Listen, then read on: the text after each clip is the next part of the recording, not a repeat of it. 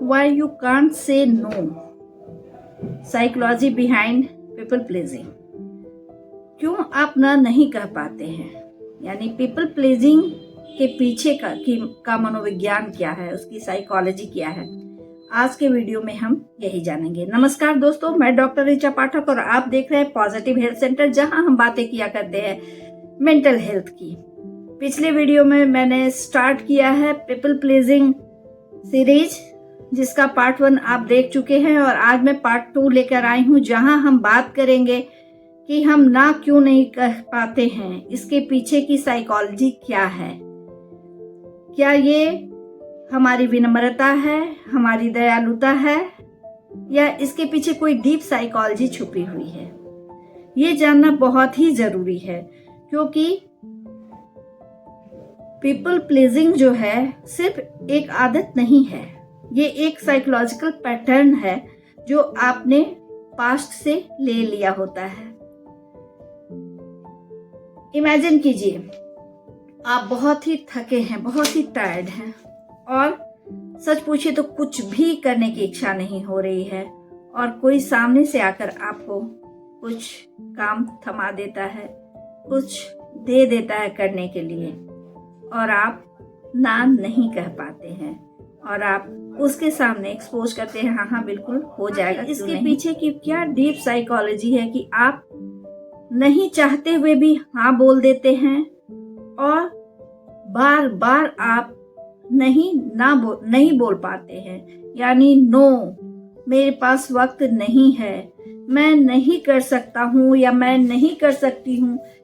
सिर्फ इतना कहना आपके लिए असंभव हो जाता है, और आप वर्कलोड से जूझने लगते हैं, और इस वजह से अंदर ही अंदर आप इरिटेट होते हैं, फ्रस्ट्रेशन आपका बढ़ जाता है।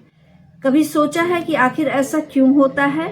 तो आइए हम जानते हैं इसके डीप साइकोलॉजी को। इसके पीछे ऐसा क्या मनोविज्ञान है जिसकी वजह से हम चाहकर भी किसी को ना नहीं कह पाते, और अपने ऊपर जरूरत से ज्यादा वर्कलोड लेते चले जाते हैं। सबसे पहला कारण अगर हम ध्यान दें तो चाइल्डहुड कंडीशनिंग होता है।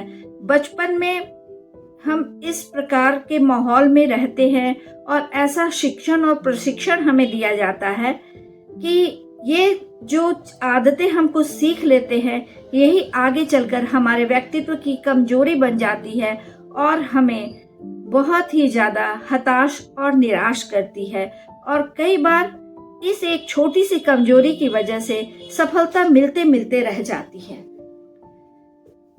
मेरे कहने का ये मतलब बिल्कुल भी नहीं है कि आप उजड़ हो जाइए, किसी की बात नहीं मानिए, किसी की भावनाओं की अवहेलना कीजिए। जी नहीं, बिल्कुल मैं ऐसा नहीं कहना चाहती हूँ, लेकिन आपका अपने प्रति भी एक कर्तव्य है, एक सोच है। तो अगर आप ओवरबर्डन हैं तो आपको ना कहना भी जरूरी है, वो आपके मेंटल हेल्थ के लिए बहुत ही जरूरी है। लेकिन ये आप चाइल्डहुड में आप सीख नहीं पाते हैं, आपकी परवरिश इस तरीके से होती है। तो क्या कंडीशनिंग होती है, क्या आप सीख जाते हैं जिसकी वजह से ऐसा होता है? जैसे अच्छे बच्चे जो होते हैं वो बड़ों का कहना मानते हैं, वो सभी बातें सुनते हैं, किसी को ना नहीं कहते हैं, नो मत बोलना बेटा, ये बैड मैनर्स है। तो ये चीजें बचपन से हमारे ब्रेन में कंडीशनिंग इसकी हो जाती है कि नहीं, मुझे ना नहीं कहना है। अगर कोई सामने से आके हेल्प मांगता है तो मुझे जरूर करना, ये अच्छी बात भी है, लेकिन एक बात है कि अति सर्वत्र वर्जयेत, किसी चीज की अतिशयता का नुकसान दे होती है। इवन अमृत भी जरूरत से ज्यादा अगर आप लोगे तो नुकसान करता है। तो कहने का मतलब ये है कि अगर आपको ऐसा लग रहा है कि ये आपके लिए हार्मफुल होता जा रहा है, क्योंकि आप सही समय पर सही जगह पे ना नहीं बोल पा रहे हैं, तो ये प्रॉब्लमेटिक है। तो पहला जड़ तो इसका है चाइल्डहुड में, जहां हमारी परवरिश हो रही है, हमें ऐसी शिक्षा दी जा रही है, चाहे वो पेरेंट्स हो चाहे वो टीचर हो, हमें एक गुड बॉय या गुड गर्ल बनने के लिए ये सारी चीजें बताते हैं, जो उस समय हमारे लिए क्वालिटी होती है, लेकिन जब उसकी अधिकता हो जाती है तो वही हमारे लिए नुकसानदेह होने लगता है। एग्जाम्पल के तौर पे टीचर ने आपको एक्स्ट्रा वर्क दिया, आप बहुत थके हुए हैं, फिर भी आप उन्हें ना नहीं बोलते हैं और आप उनकी नज़र में अच्छा बनने के लिए और हाँ हाँ बिल्कुल मैं कर लूँगा, मुझसे हो सकता है, मैं कर लूँगी बोल देते हैं। टीचर नहीं जान रहा है कि आपके पास कितना ओवरवर्क है। अगर उसी समय आप क्लियर करेंगे कि सर या मैम मैं कर लूँगा, लेकिन आज थोड़ा सा मेरे पास वर्क प्रेशर अधिक है, मुझे आप 1 सप्ताह का टाइम दे दीजिए या 2-4 दिन का मुझे वक्त दे दीजिए, तो उनके लिए भी अच्छा होगा और आपके लिए भी। लेकिन आपको लगता है कहीं आपको जज न किया जाए, कहीं टीचर ऐसा ना सोचे कि पढ़ने में तेज नहीं है, इसे समझ में नहीं आ रहा है, ये बच्चा बदतमीज है। तो ये बहुत तरह के सवाल आपके दिमाग में आने लगते हैं कि अगर मैं टीचर से ना कहूँगा तो मुश्किल होगी, और आप फिर उनकी नज़र में गुड बॉय बनने के लिए, अच्छे बच्चे बनने के लिए ऐसा नहीं करते हैं। और यही आदत धीरे धीरे आपके बिहेवियर पैटर्न में शामिल हो जाती है, जो एडल्टहुड तक पुष्पित पल्वित होने लगती है और हो जाती है, जो कभी कभी आपके व्यक्तित्व की कमजोरी के रूप में नजर आने लगता है। दूसरा जो दूसरी इसकी डीप साइकोलॉजी या जो इसका एक कारण हो सकता है, वो है फियर ऑफ रिजेक्शन। रिजेक्शन किसी को पसंद नहीं है, कोई भी रिजेक्ट होना नहीं चाहता है। तो कई बार ऐसा भी होता है, चाइल्डहुड वाली हिस्ट्री ना भी हो तो कभी कभी ऐसा भी होता है कि हमारे मन में ऐसा होता है कि सामने से अगर किसी ने कुछ कहा है और मेरे पास समय नहीं है या शरीर साथ नहीं दे रहा है या कुछ भी ऐसी परिस्थिति है जो मेरे लिए मुश्किल है, लेकिन हम ना नहीं कहते हैं, वो इसलिए कि लगता है कि अरे कहीं मुझे रिजेक्ट नहीं कर दिया जाए, कहीं मेरे इस नेचर के कारण लोग मुझे छोड़ ना दें, मुझे अपनी नज़रों से गिरा ना दें, मुझे जज ना करने लगें, या मेरा इम्पोर्टेंस खत्म ना हो जाए।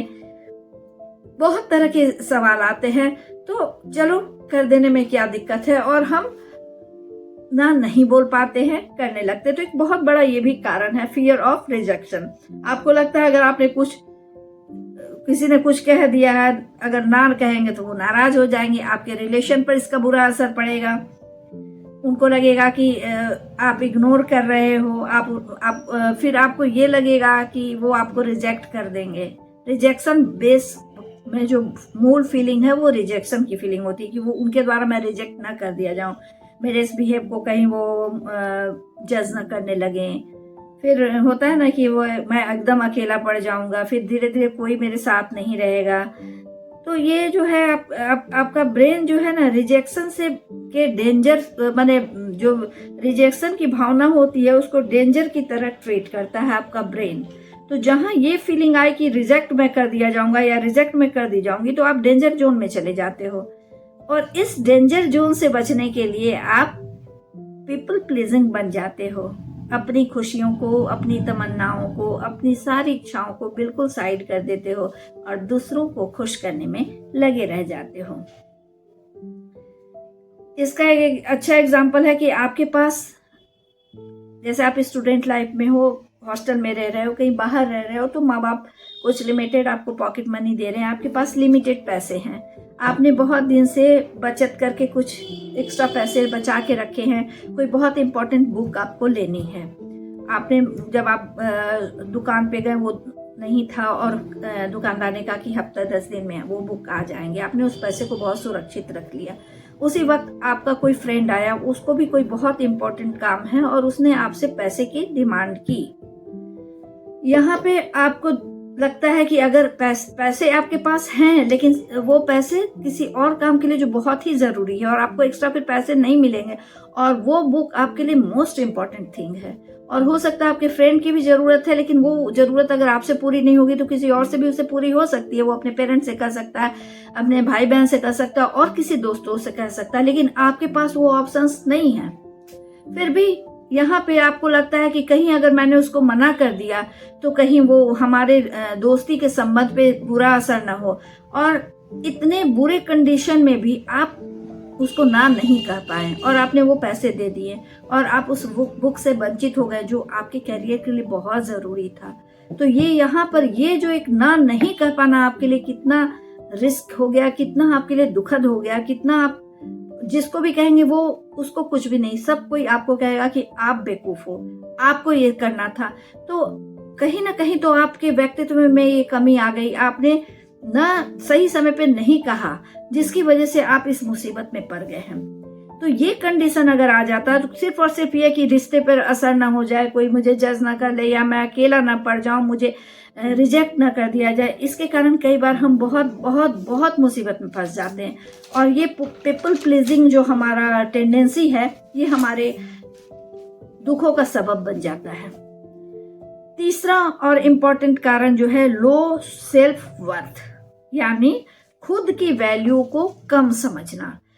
अपने अंदर इंफ्योरिटी कॉम्प्लेक्स है, हम अपने आप को हमेशा अंडरस्टिमेट करते हैं, सामने वाले को अधिक वैल्यूएबल समझते हैं, ये भी सही मानसिकता नहीं है। तो कई बार इस वजह से भी लोग पीपल प्लीजिंग बन जाते हैं कि उनके दिलो दिमाग में ये बातें बैठी होती है कि मेरी इच्छाएं, मेरी खुशियां लेस इम्पोर्टेंट है दूसरों की तुलना में।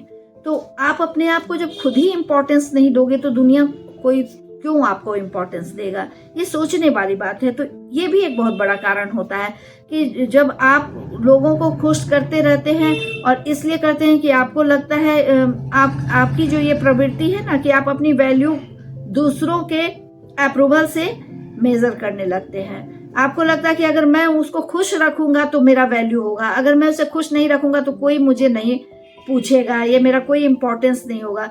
तो लोगों की नजरों में अच्छा बनने के लिए आप बिल्कुल उनके सामने ऑलवेज अवेलेबल होने लगते हैं, जिसका मोस्ट ऑफ द पीपल जो है वो मिसयूज करते हैं। तो ये कुछ ऐसी आदतें हैं, कुछ ऐसे रूट कॉज हैं जो आपको चाहे या अनचाहे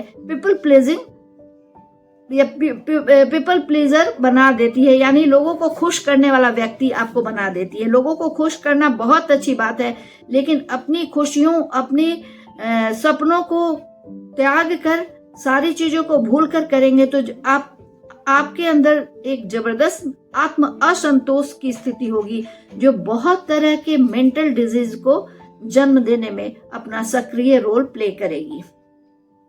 आपको हर किसी को खुश करने की बिल्कुल भी जरूरत नहीं है। जो लोग आपको समझते हैं, रियल में आपको अंडरस्टैंड करते हैं, आपके ना को वो कभी भी बुरा नहीं मानेंगे, आपके ना का भी वो रेस्पेक्ट भी करेंगे और एक्सेप्ट भी करेंगे। तो अगर सच्चा रिश्ता आपके साथ है, चाहे वो फ्रेंडशिप का हो, माता पिता का हो, परिवार वालों का हो, तो आपकी ना का उन पर कोई बुरा असर नहीं होगा, क्योंकि वो आपसे उनकी इतनी वो आपको इतना अंडरस्टैंड करते हैं, आपके सिचुएशन को समझ सकते हैं, इसलिए आपके ना को वो रेस्पेक्ट भी करेंगे और एक्सेप्ट भी करेंगे।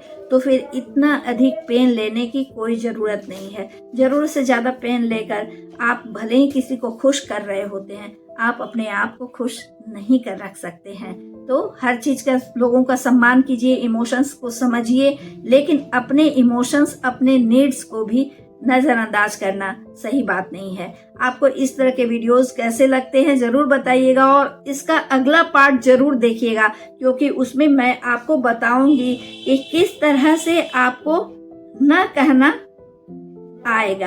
आपको न कहने का मैं नियम और रूल सिखाऊंगी, ऐसे सहज भाव से सिखाऊंगी कि आप बिना गिल्ट फील किए हुए सही समय पर नो कह पाएंगे। बहुत जल्दी मिलते हैं अगले वीडियो के साथ। तब तक के लिए धन्यवाद, नमस्कार, बाय बाय।